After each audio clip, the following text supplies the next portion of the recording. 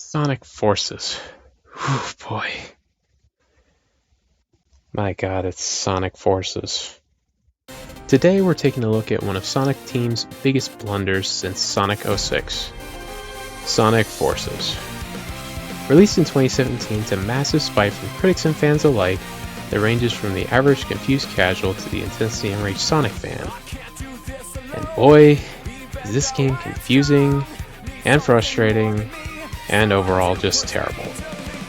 So without further ado, let's take the time to fully unpack this infamous train wreck of a game and see just what the heck is going on here.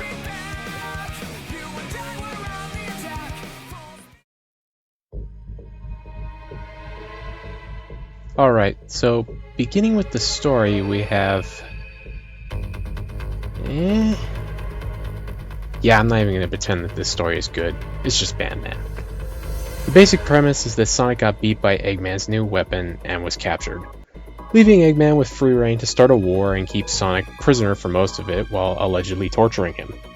Except that that's not what's happening, and that this story is about the superpower of teamwork or something. I don't know, I guess that's what's going on. Also, ignore that whole Sonic got tortured thing. Yeah, he acts completely fine, like nothing happened, the second he gets plopped back into the main plot. Anyways, that's what the basic premise is.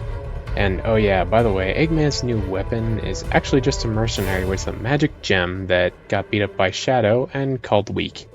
After which, Shadow supposedly killed the rest of his squad. And also, all of this is supposed to have happened months before the war ever broke out, so yeah, take that for what you will, I guess. Now, this all seems like a pretty decent starting point for a Sonic plot, right? Wrong. I mean, don't get me wrong, this story has potential, sort of. But what sucks about this whole plotline is that all it has is potential. There's nothing else. Literally, the most significant thing to come out of this story is that, for the first time, Eggman actually built a backup power source for his magic MacGuffin thing called the Phantom Ruby. But we destroyed the Phantom Ruby's power source! Tisk tisk! Since you always destroy the power source of my weapons, I decided to learn from my mistakes. I had a backup power source created under Metropolis. There's also this, not out of place per se, but just weirdly aimless subplot about your custom character that makes no concrete sense or has any basis whatsoever. I mean, there's an entire cutscene that's supposed to be the custom character remembering inspiring words that Sonic said to them. Except it makes absolutely no sense because Sonic had only one scene with the custom character up to this point, and he only had like 5 lines of dialogue that have nothing to do with this current situation. Okay, I guess this makes sense somehow. Sonic himself is quite literally the most annoying character out of anyone in this entire game. I smell. You reek of fear. Glad to see I left an impression. That's not fear. I ran all the way over here. And you haven't left an impression. I don't know anything about you, not even your name. You may call me Infinite. In the brief moments that remain to you. Oh, great. See, Infinite? Now we're getting to know each other. So, what's your favorite color? Do you like long, romantic walks on the beach? What's the source of your power? You can skip the first 2 questions if you like. And the rest of the cast aren't that much better, all things considered. They mostly retain their stupid one-note personalities from this era of Sonic, with the whole childish tone somehow taking the front seat of a war story? Except that they somehow made them worse? Knuckles, I kid you not, is written to be so utterly stupid in this game that he gets 80% of the entire good guy team wiped out in a single battle. This is Eagle Squad. We're caught in enemy crossfire. Snake Squad requesting reinforcements. This is Fox Squad. We can't hold up at 4. 80% of our forces have been wiped out, and we've lost contact with the rest! One flip of the Phantom Ruby switch and everything falls apart on us. The rookie is our only hope now.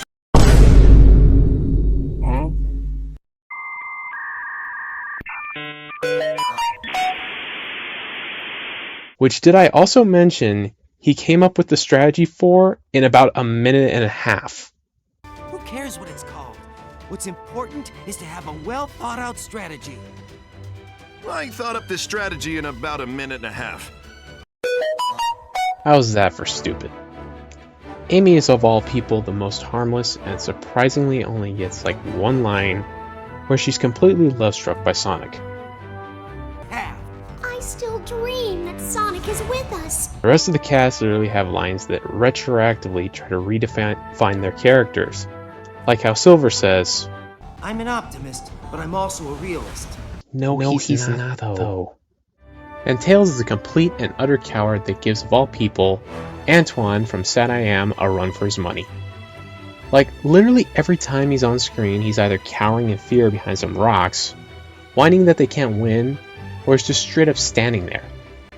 I can forgive the opening cutscene for this, mostly though, because Tails was sort of in a situation where he needed to sort of hide because he would have just ended up spending the last 6 months in a prison cell with Sonic on the Death Egg, which is also here again for some reason.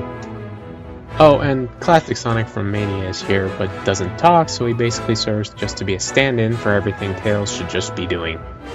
So that's a thing. And then there's Shadow, who just randomly shows up out of nowhere to chaos control his copy. Which, by the way, why is he only showing up now? This guy literally started all of this and knew about it for months before he finally decided to show up and help. And if anything, this guy should be the leader of the Resistance. I mean, he's literally the only person in the Resistance with any sort of battle experience of any kind. I mean, at least provide a plan or something.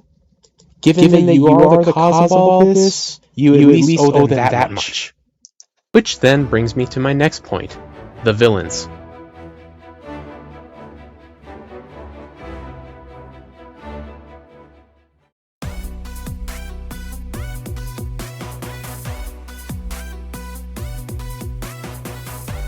Alright, so for the villains in this story, first off, we have of course Dr. Eggman.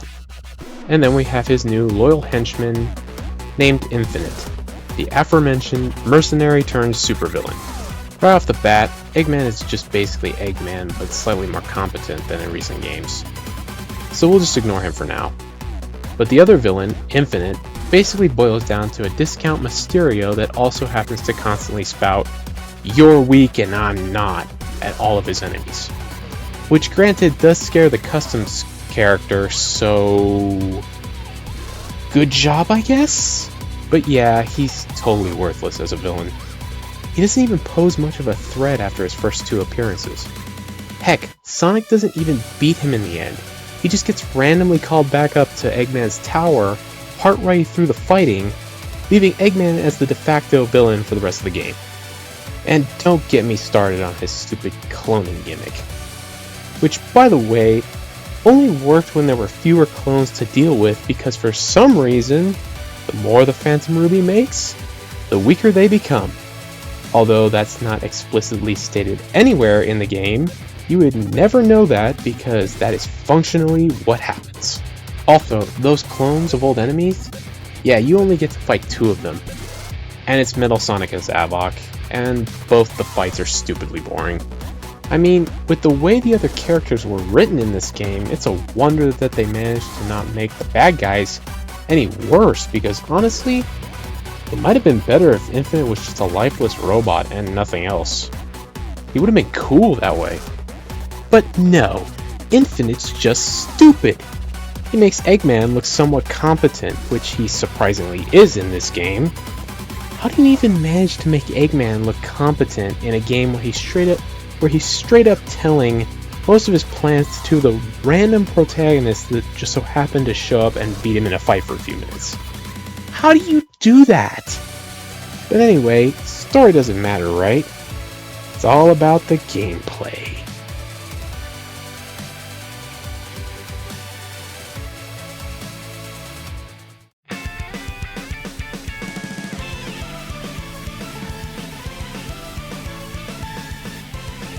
Okay, so I have 2 problems with the gameplay.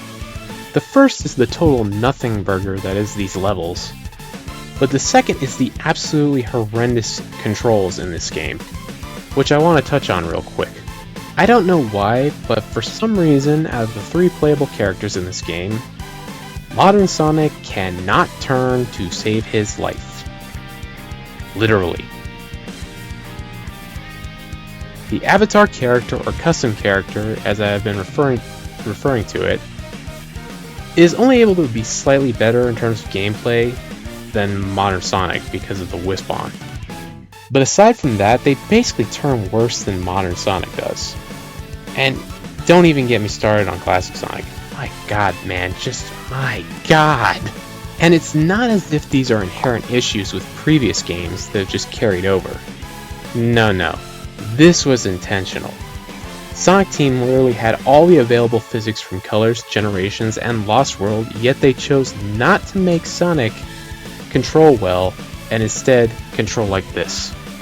And it's not like the levels themselves are any better.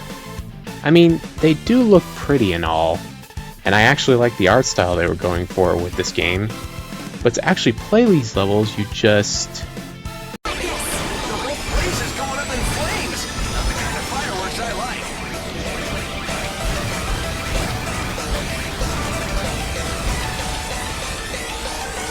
not exactly what you would call engaging gameplay. The Avatar's levels are at least somewhat decent, I'll give them that much. But no one cares about stuff like that if the rest of the levels suck.